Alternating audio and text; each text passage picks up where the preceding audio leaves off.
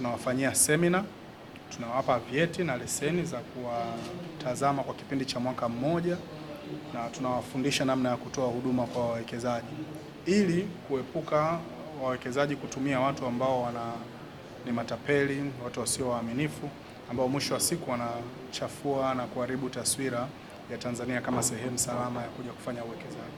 Kuliko kuwaepuka na kuwaacha, bora kuwaleta kwenye wigo ambao tunaweza tukawa regulate, tukawa control, tukawaelimisha na kuwasaidia katika utendaji wao wa kazi na kuhakikisha kwamba tunasogeza gurudumu la maendeleo ya uwekezaji nchini.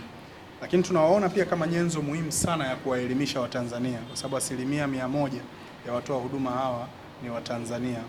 Kwa hiyo tunaona ni fursa kwao kutumia wigo, kutumia weledi wao kuwaelimisha Watanzania zaidi juu ya fursa. Tunawahakikishia wawekezaji wote wa ndani pamoja na wa nje kwamba tunatumia mfumo huu kuhakikisha kwamba huduma inayotolewa inakuwa ni bora, inakuwa ni huduma yenye weledi na wasiogope. Katika jambo ambalo pia tumeliwekea ukomo ni kiwango cha ada na tozo ambazo zinatolewa na watoa huduma, na kwa sababu pia wako wengi, kuna mambo mawili: kodi pamoja na tozo za serikali ziko wazi, na tozo ambazo mtoa huduma anazitoa ziko wazi, na kwa sababu wako wengi kuna ushindani sasa. Kwa hiyo atakapoona mtoa huduma mmoja gharama zake ni kubwa, anaweza kwenda kwa mtoa huduma mwingine, lakini tozo pamoja na ada ya serikali hazitabadilika kuhakikisha kwamba zinaendelea kuleta mazingira rafiki. Na huduma hizi pia ziko wazi pia kwa mtu mwenyewe binafsi kuzifanya moja kwa moja, si lazima kuwatumia watoa huduma. Tumetoa huduma hii ili wale ambao wanataka kuwatumia watoa huduma wawe na uhuru wa kuwatumia watoa huduma ambao wana weledi, lakini tunatumia njia za mtandao. Sasa hivi unaweza ukafanya usajili wako wote kwa 100% kupitia tovuti zetu za TISEZA. Tunatarajia wanapokuja pia wawekezaji watoe huduma kwa haki na wasianze kutumia njia za mkato kuhisi kwamba watapata usaidizi. Mifumo yetu inasomana na lengo, ndio maana uwekezaji umeongezeka katika miaka mitatu iliyopita kwa sababu ya urahisi, wepesi pamoja na uwazi wa huduma. Tulisajili miradi 901 yenye uwekezaji wa takriban dola bilioni 9. Mwaka huo ulikuwa umevunja rekodi ya mwaka 2013, mwaka 2024.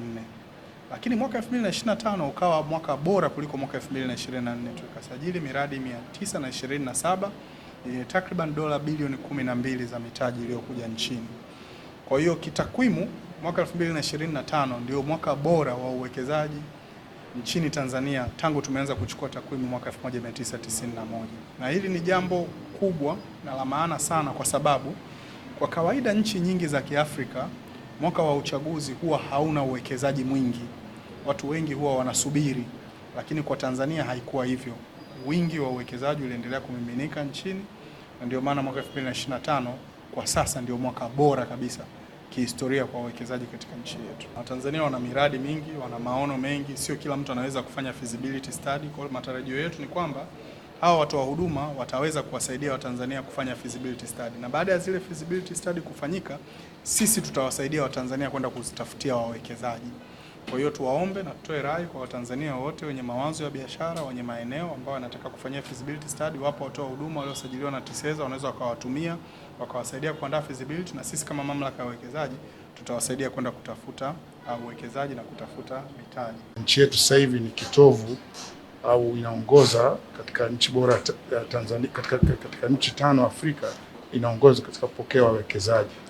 Kwa hiyo ni muhimu unapokuwa na utaratibu wa kuwa na watoa huduma, ni lazima kuwe na vile na uwapitishe katika zile kanuni, taratibu na sheria mbalimbali ambazo zinawaongoza wao katika namna wanavyofanya mapokezi ya wawekezaji. Tumekuwa na malalamiko ya muda mrefu sana kwa wawekezaji kutoka nje wakija Tanzania, wakikutana na watoa huduma ambao hawajarasimishwa, unakuta kuna vitendo vya uhalifu mbalimbali vinafanyika dhidi yao. Wengine wanadhulumiwa maeneo, wanatoa hela na nini.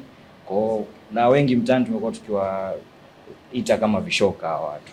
Kwa sababu hii kubwa, ndio maana TISEZA ambayo ni mamlaka ambayo inahusika na uwekezaji ikaona kuna lengo kubwa sana la kuchukua hatua ya kuwarasimisha na kuwaidhinisha baadhi ya watoa huduma ili waweze kuwapendekeza kwa wageni wanaokuja kuwekeza.